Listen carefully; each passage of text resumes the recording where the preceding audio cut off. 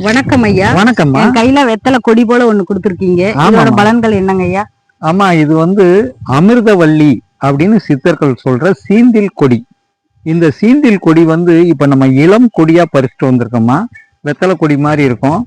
இதுல கொஞ்சம் ஒரு ஸ்ட்ரா அளவுக்கு உள்ளதை ஒடிச்சோம் அப்படின்னா ஸ்ட்ரா மாதிரியே இருக்கும். தண்ணியில போட்டு உறிஞ்சோம்னா அதுக்குள்ள இருக்கிற அந்த உப்பு சத்து கசப்பு சுவையா வரும். உறிஞ்சி குடிச்சா உடம்புக்கு நல்லது. கொஞ்ச நேரத்துல அந்த கசப்பு சுவை மாறிடும்.